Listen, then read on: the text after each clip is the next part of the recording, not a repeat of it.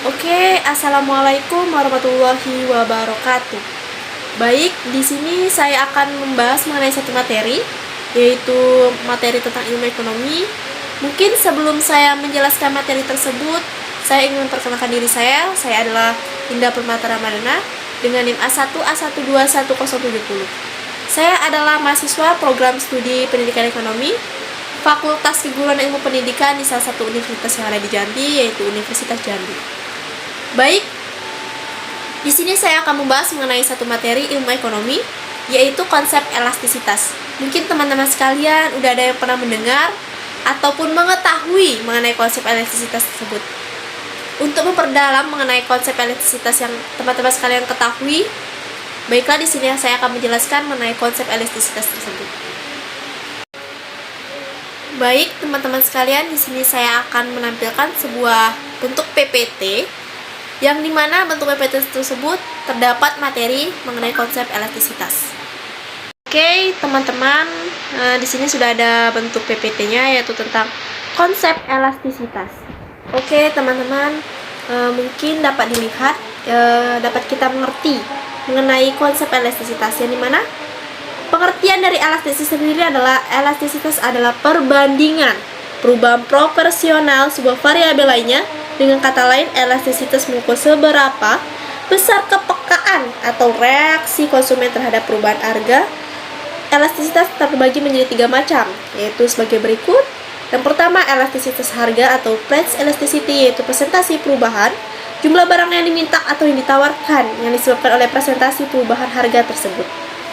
Kemudian yang kedua, ada elastisitas silang, yang dimana cross elasticity adalah presentase perubahan jumlah barang X yang diminta yang disebabkan oleh presentase perubahan harga barang lain atau Y.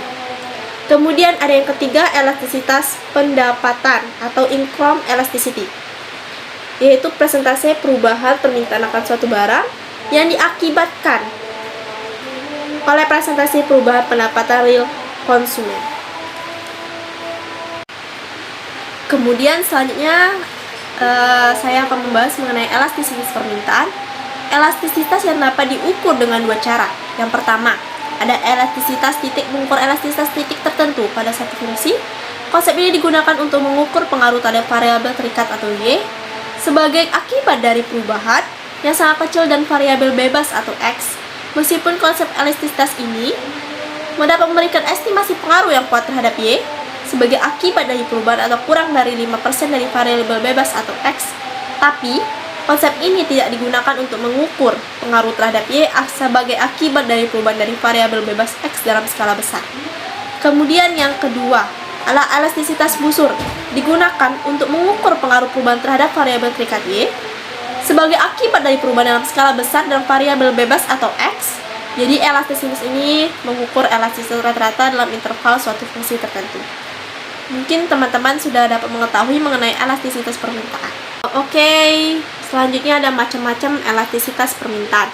Berdasarkan kepekaan koefisien elastisitas permintaan terhadap harga tersebut, para ekonomi membagi elastisitas permintaan menjadi beberapa jenis, yaitu permintaan elastis, inelastis, elastis, univer, elastis sempurna, dan inelastis sempurna. Yang pertama, permintaan elastis permintaan disebut elastis jika koefisien elastisnya lebih besar daripada harga 1, artinya presentase perubahan permintaan lebih besar daripada presentase perubahan harga. Sebuah barang yang sifat permintaannya elastis ialah barang-barang sekunder dan tersier atau mewah serta barang yang punya substitusi atau pengganti. Kemudian yang kedua ada permintaan inelastis. Permintaan disebut inelastis apabila koefisien elastis permintaan kurang dari 1, artinya presentase perubahan permintaan lebih kecil daripada presentase perubahan harga. Kemudian yang ketiga ada permintaan elastis univer. Permintaan disebut elastis univer apabila presentasi perubahan jumlah yang diminta sama dengan presentasi perubahan harga. Kemudian ada permintaan elastis sempurna, yang dimana permintaan disebut elastis sempurna apabila koefisien elastis permintaannya sama dengan tak terhingga. Situasi ini terjadi apabila harga tetap sehingga kuantitas yang diminta menjadi tak terbatas. Situasi ini juga terjadi apabila kenaikan harga relatif sangat kecil sekalipun akan menurunkan kuantitas permintaan menjadi 0. Sebaliknya, pada penurunan harga yang relatif sangat kecil, sekalipun kuantitas yang diminta menjadi tak terbatas. Oleh karena itu, kurva permintaan yang elastis sempurna akan membentuk garis horizontal. Oke, baik. Di sini saya akan masih melanjutkan mengenai macam-macam elastisitas permintaan. Ya, di mana permintaan inelastis sempurna, permintaan inelastis sempurna merupakan kebalikan dari permintaan elastis sempurna. Pada permintaan inelastis sempurna, koefisien elastis permintaan adalah 0. Ini terjadi karena berapapun harga berubah, kuantitas yang diminta tetap tidak berubah. Oleh karena itu, kurva permintaannya berbentuk vertikal.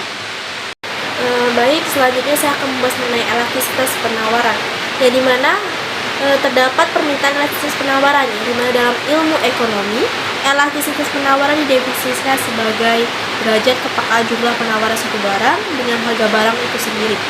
Elastisitas penawaran adalah presentasi perubahan kuantitas penawaran dibagi dengan presentasi perubahan harga. Ukuran berapa banyak jumlah penawaran suatu barang berubah mengikuti perubahan harga barang tersebut. Koefisien elastisitas penawaran diukur dari presentasi perubahan kuantitas ditawarkan dibagi dengan presentasi perubahan harga. Secara sederhana, kalimat tersebut dapat dirumuskan dengan koefisien elastisitas penawaran, yaitu persen perubahan penawaran per persen perubahan harga, atau dapat dirumuskan dalam simbol ES sama dengan delta Q per Q dibagi delta P per P sama dengan delta Q per delta P dikali P per Q.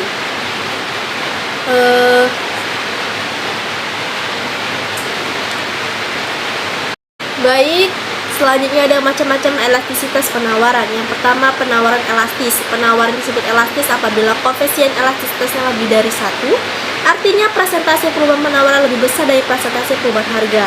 Yaitu ada contohnya, semoga teman-teman memahami. Kemudian ada yang B, penawaran inelastis. Penawaran disebut inelastis apabila koefisien elastisitas penawaran kurang dari 1. Artinya penawaran inelastis apabila presentasi perubahan penawaran lebih kecil dari presentasi perubahan harga. Ini terjadi pada harga barang-barang kebutuhan pokok seperti beras dan garam. Baik, selanjutnya ada penawaran elastis univer. Pada penawaran elastis univer, presentasi perubahan kuantitas yang ditawarkan sama dengan presentasi perubahan harga. Yaitu ada contohnya yang dimana teman-teman bisa memahami sendiri apa itu mengenai penawaran elastis univer. Kemudian ada yang terakhir, penawaran elastis sempurna, ya dimana penawaran bersifat elastis sempurna apabila pada harga tertentu kuantitas yang ditawarkan tak terbatas. Situasi ini juga terjadi apabila pada penurunan harga yang relatif sangat kecil sekalipun kuantitas yang ditawarkan menjadi 0, sebaliknya harga yang relatif sangat kecil meskipun akan mengakibatkan kuantitas penawaran menjadi tak terbatas. Kemudian ada penawaran inelastis sempurna penawaran, yang dimana elastisitas sempurna merupakan kebaikan atau kebalikan dari penawaran elastis sempurna. Pada penawaran elastis sempurna, koefisien elastisnya adalah 0. Ini terjadi karena berapapun harga berubah, kuantitas yang ditawarkan tetap tidak berubah. Oleh karena itu, kurva penawaran berbentuk vertikal. Kemudian ada contohnya juga, ya dimana teman-teman bisa memahami nantinya. Oke, itu saja yang dapat saya sampaikan. Semoga bermanfaat bagi teman-teman sekalian. Baik, terima kasih.